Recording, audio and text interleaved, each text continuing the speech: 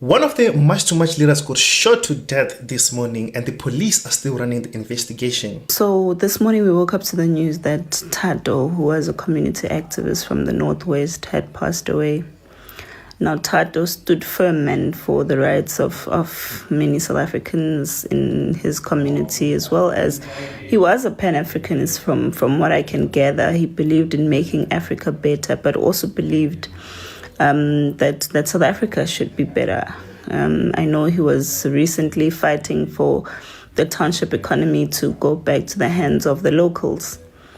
And this is why some people believe right now that he was shot. Was shot 5 times at his home. And I honestly wouldn't be surprised if he was shot by South Africans who had been given money by dodgy characters. I'll just keep it at that. But the saddest thing I saw is that I saw foreign nationals celebrating that Thato had been shot. And they started saying things like, who's next? And saying things like, the shooter did a good job because Thato was apparently fighting for the economy of his township to go to his people. And this has really, really made me even more frustrated at the fact that people seem to think that the people who are in danger are foreign nationals, when it's us as South Africans that are constantly in danger for standing up for what is right. So guys, we just woke up in this sad news. We know, guys, it's not easy, but a lot of people, just like what Jacinta is saying, what they are celebrating, especially foreigners. Guys, we've seen this from Nhlanhla Lux exposing the truth and the pain of fighting for the country. At the end of the day, you end up losing your life. We saw so many videos of Phakile Mthakathi announcing and his friend that, guys, whatever we're doing, us as leaders, we are more like into trouble. We are like in a big, huge trouble, which is we are applying to us. And a lot of people, guys, were taking this thing for granted. But then if you check the way how Jacinta is speaking right now, guys, you can literally feel the pain in her voice when she speaks. So guys, imagine now us as the leaders of this game, we are not even safe. And what's so painful is we are supposed to be protected by all costs because we are fighting for Ilizwe. But the only thing that's happening now is foreigners are being protected over us. It's crazy now. People are starting to say she has to quit. But she said, I'm not going anywhere up until I get justice for that guy who got shot this morning. Has been very active and at the forefront of this entire conversation. Well, March is our constitutional right. Nobody in the country, not even the president, can refuse us to march. When we spoke to the South African Police Service, not the SAPS, I mean the Metro Police, they told us they don't want us to march on the 30th because it's a security threat. They want us to march any other day, which is the 1st, the 2nd, and the 3rd. Unfortunately, we told them that they can't decide for us when to march. We decide for ourselves when to march. I mean, even if I have to go there with a couple of people and decide we're going to march, the police can only accompany us. They can't tell us to stop.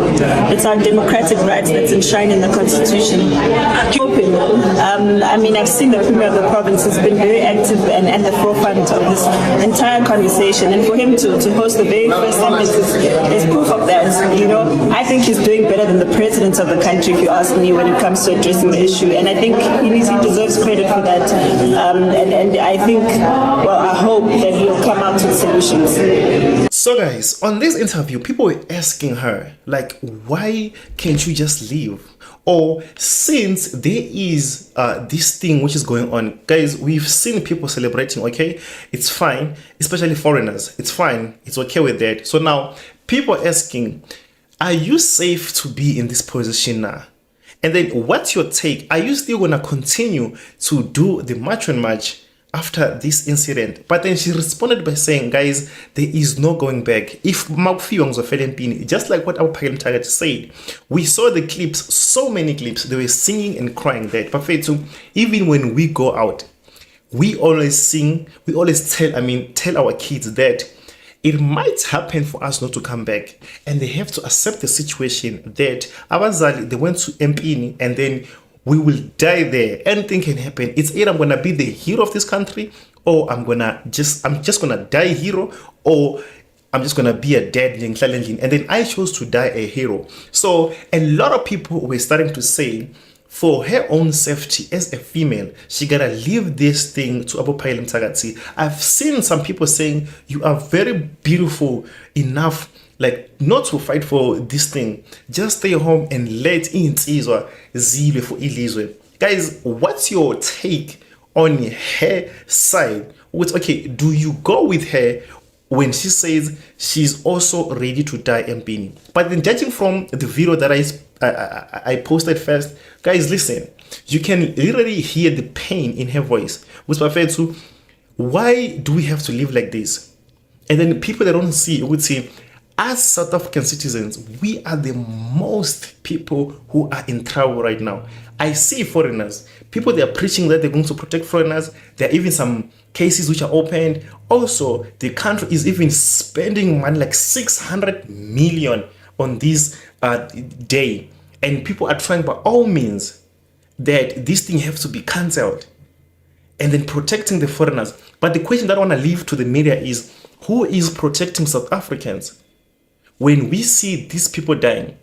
Let us just talk about that person who got bombed when Nhlanhla was on this issue. We know Nhlanhla was one of those people who started this thing of Dudula, and it was moving smoothly. It was moving unshakable. But what happened? People, they were looking for him, hunting him like left and right, to the point whereby they killed Abangani Bakhe, and then he decided to step down.